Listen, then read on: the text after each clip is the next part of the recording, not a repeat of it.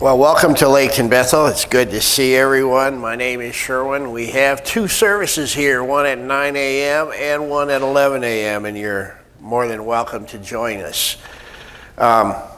We've heard from folks as far away as New York and New Jersey this week, so welcome to all of you who are listening from remote places like that seem so far away. Today I want to talk about fake smiles. That's one of the scary things about having a camera on me all the time is, I hear, oh, you should smile more. Smile for that camera, and I can't do it. I just can't make that happen. There's something in my chemistry. I can't smile for a camera. I've never been able to. And, that's kind of a plague in our culture. When we wanted to go to Mexico, this past February, get a passport. So I'm in the office getting a passport, and they take your picture. Smile for the camera. I'm not smiling. This is a government document. What in the world would I smile for? Plus, what you charging me for this passport? You think I'm going to smile about that? So I have kind of a frown. But as I explained to everybody, I am smiling on the inside right now. So you can see that. But it is a thing in our culture to pretend to be happy. I sometimes pick on these folks of the Today Show, but look at how ecstatically happy those gals are. I mean, don't you just want to hang out with it? Look at those big old smiles there, but you notice the smiles don't quite reach the eyes. But they're doing their job. They are smiling for the camera. And look at these, same crew. I mean, have you ever seen such happy people in your life? Just look at them. I mean, the only time you see anybody that happy is, I don't know, maybe they've each had 5 shots of vodka immediately before the show started. I don't know. But they look excessively happy to me. I worry about them that, if they were in Iowa instead of New York City, insects would be flying into their mouths. But, we don't have that problem. But our culture says if you're not happy, you're kind of a failure. That life is not just strikes and gutters, but it's all about getting the strikes. And that's where we're at. You ask somebody, how's it going? I found that the quickest way to get a reply to that is say, great, everything's wonderful. So this week and last week, I Googled how to be happy. And the craziest thing that I came across was, if you want to be happy, have a diet that is high in fruits and vegetables. I thought, no, that don't work. And then, we all have bad moods, and I've said many times that bad moods are the flatulence of the mind and they pass like gas. But our society shames us if we're not smiling. It's the great American lie. The generation before me, the so-called builders, I'm a boomer, but there's builders before. When they didn't feel happy, they like their alcohol and their nicotine. My generation does Zoloft and Xanax. But we all do it. We all feel like that we are less than normal if we're feeling unhappy. So I was horsing around with Google on this thing and looking at anchor people. And I ran into this gal, Nina Pacholke, 27 years old. She was an anchor, up-and-comer for some TV station in Wisconsin. And she was always very positive, always had a big smile on her face. Everybody loved her, and she died of suicide this week because she'd been struggling with depression so much. And it just really got to her. So she died from it. And one of her friends put on her website this statement. She says, so much pressure people in this culture put on themselves that others put on them to be positive. as if sadness and anger are malignant emotions. May you rest in peace. But see, we have this strange need to feel good all the time. Like it's built into our society. Some folks even feel guilty if they're not feeling good. Well, what if I told you that not being okay is normal? What if I told you that being unhappy is the default position? We're all going to be a little miserable most of the time. It's the human condition. And when you accept that, it stops mattering. So if somebody says, "How are you today?" Well, of course, we all lie and we say, "Just great. Everything's wonderful." Now, when I was in Oklahoma doing my UPS rounds, I had some customers that would answer that question differently. "How's it going today?" "I'm slightly miserable." Or I would hear, I'd come into these little mom and pop businesses carrying 3 or 4 packages. I'd set them down. Those days you had to get a signature if you were a delivery driver for UPS. This one old gal, every time I'd set the packages down, I'd say, "So how's it going?" "Tolerable, I reckon." But now I got to unpack these boxes. You know, if you say that, if you are honest with people and say, I'm having a lousy day or whatever, you're going to get lots of meaningless advice. "Oh, I tell you what, the advice is going to start pouring in. Well, you should do this and this and this, eat more fruits and vegetables, whatever." But it's going to come in. Now, today we're going to look at the Beatitudes of Jesus, how to increase your blessings. When Jesus talks about not just surface happiness, but a deep, abiding contentment. No, you're not going to be happy all the time. That doesn't happen. But these Beatitudes, are the famous teaching of Jesus that says, "Blessed are," and then he goes on and lists 9 different things. The word for blessed could just as easily be translated as happy are. Happy are the ones who do this, this, and this. There's 2 Greek words that are commonly translated as blessed in the New Testament. One is eulogio, which means to speak well of, to cause to prosper, to bestow blessings upon. Eulogio is where we get the word eulogy from. It just means good speech. And then there's makarizo, which literally means large and lengthy.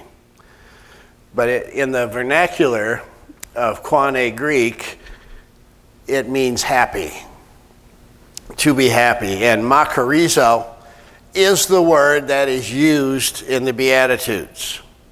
Now we have to understand that Jesus probably never spoke Greek, that he was probably delivered this portion of the Sermon on the Mount, the whole Sermon on the Mount, he probably delivered it in Aramaic because that was the common language of the Jerusalem area, the Judea area. And so what we have is a Greek translation of what he said in Aramaic. And then we've gone and translated it into English, so it's got several steps in the way. But what I'm going to do today is I'm going to do a side-by-side comparison of 2 popular translations. The New Living Translation, which is by far my favorite. Now, the right-wing churches don't like the New Living Translation because it uses inclusive language. So you're going to hear about that, because it says brothers and sisters instead of just brothers. And that frosts the flakes of certain elements. But all those folks are leaving the Reformed Church anyway. And then the other one is the Message, which is considered to be way out there, but I like both of them. I think they do a good job. So here we're going to run through the Beatitudes. First one is from Matthew 5, verse 3, New Living Translation. God blesses those who are poor and realize their need for him, for the kingdom of heaven is theirs. And the Message paraphrase of that is, you're blessed when you're at the end of your rope. With less of you, there's more of God and his rule. So here Jesus says that if you realize that you're dependent on him for life, you're ahead of the game. He's actually saying that you're blessed if you're poor. Now, everything in our culture says just the opposite. That God blesses those who are wealthy. And even John Calvin thought that if you were rich, it was a sign that God preferred you because he was giving you all these blessings. Jesus, on the other hand, says just the opposite. You're blessed if you're poor. Then you do what you can and you trust in God to provide for you. That's kind of an interesting thing. You'll notice that all of the values that Jesus puts out in this message are the opposite of what the world believes, of what our culture believes. The next one, God blesses those who mourn, for they will be comforted. And the message is, you're blessed when you feel you've lost what is most dear to you. Only then can you be embraced by the one most dear to you. So here he's saying you're blessed if you're sad. But yeah, it does make sense, because only people who are mourning have truly loved. Someone dies that you don't know versus someone that dies that you loved, there's a huge difference, a very different reaction. So what Jesus is teaching here is you're blessed because you love. You're blessed if you're mourning because that means you have loved. Opposite of what our culture teaches. The next one, God blesses those who are humble, for they will inherit the whole earth. And the Message paraphrase, you're blessed when you're content with just who you are, no more, no less. That's the moment you find yourselves proud owners of everything that can't be bought. Well, that's a good thing. God blesses those who are humble. I just came from seeing several members of my extended family. And you know how when you get together, it just seems, it turns into a brag fest? I don't know if your families probably aren't like that, but mine is. They get together and everybody talks about how wonderful they are. And now we've gotten a few miles on us. They're all talking about how wonderful their grandchildren are. And, they're the most, everybody's tooting their own horn about something, about what car they just bought or whatever. And that's not humble. It's taking yourself too seriously. So when I get into those things, I've learned to take an opposite approach. Even when I meet with other pastors, there are so many thriving churches right now. It's just amazing. You talk to these pastors, boy, how many people get on Sunday? Well, about 80. But, you hear these stories all the time. I always downplay, I've been a pastor for 40 years, but I'm not very good at it. And then they leave me alone completely. They just don't care. And I downplay it. And I found that I'm so much happier if I don't have to outbrag someone. How's Layton Bethel doing? Oh, terrible. Man, it's a wonder we keep the doors open, And they leave me alone. Same with siblings, Oh, yeah, you want to see this new car I bought? Yeah, I'd love to. Yeah, what are you driving? 10-year-old Toyota. And it runs most of the time, but it's amazing how that works. When you're content with who you are, you're happier. It's just a fact. And Jesus, fortunately for us, brought that all out. The next one, God blesses those who hunger and thirst for justice, for they will be satisfied. The Message paraphrase, you're blessed when you've worked up a good appetite for God. He's food and drink in the best meal you'll ever eat. Well, it's kind of a strange translation, both of those are. But the Greek word there, what you're hungry for, is the word diakosune, which means righteousness. So he's saying you're blessed when you're thirsting for righteousness. You're blessed when you're fed up with how society treats people. You're blessed when you're fed up when you see the incredible wealth juxtaposed with the incredible poverty that's all around us. That hit me so strongly with rural America, which I've been immersed in for a while. But Diane and I stayed in the Pella area when we went to the state fair, and just because I wanted to show her what Pella was like. And it's so interesting, in eastern Iowa in particular, there's no livestock. You never see any animals because these farmers figured out that they can take less risk by selling their grain and not messing with critters. So they work 6 weeks in the spring and 6 weeks in the fall and complain about the weather the rest of the year and the government. But what you have is these extremely wealthy landowners and minimum wage seasonal workers. And that's all that lives in that area. It's one of the reasons we moved here, is because we saw that's what was becoming. You have incredibly wealthy, near billionaire landowners and minimum wage workers and nothing in between. And that's what rural America has become. Jesus says you're blessed when you're fed up with injustice and you're doing something about it. He goes on, God blesses those who are merciful, for they will be shown mercy. And the Message paraphrase, you're blessed when you care. At the moment of being careful, you find yourselves cared for. So you're blessed when you care. People who only care for themselves are the fake smilers on TV, on corporate TV. Our society promotes looking out for number one. But that is not the case for the follower of Jesus.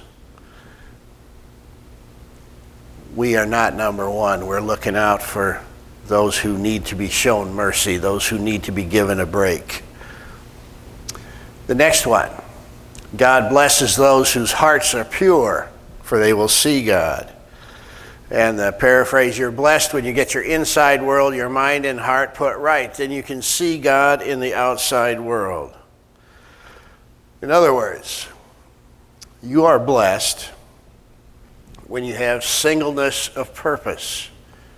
We call that integrity.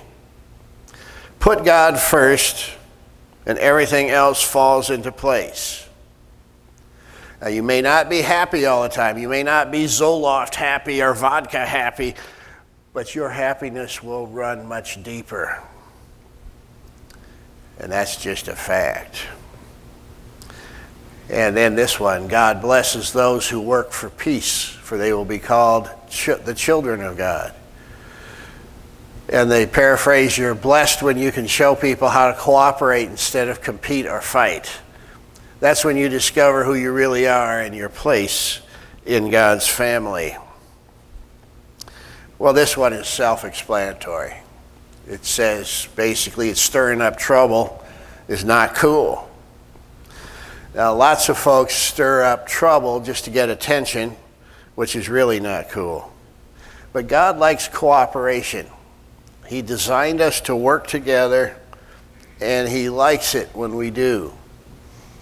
Last time I was in New York City, I rented some of the cheaper rooms, and I can honestly tell you that Holiday Inn Express in Manhattan is cheaper than the Holiday Inn Express on the north side of Chicago. But we were in there on the 33rd floor, and I couldn't sleep, so I just went to the window and looked out. At about 3 in the morning, looking south over Manhattan. And it's the coolest thing, because you see how There's millions of people there, and everything is ordered. There's buildings with water towers on top. And I realized that didn't just happen overnight, that somebody did some serious planning of this place.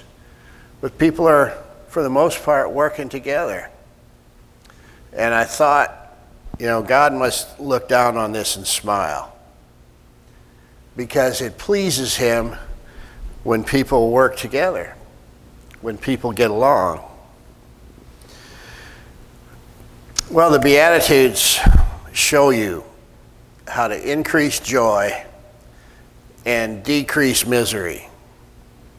They go absolutely against the values of our society. So if you want to be a follower of Jesus, you need to have a value shift and pursue the characteristics, pursue the things that the Beatitudes teach.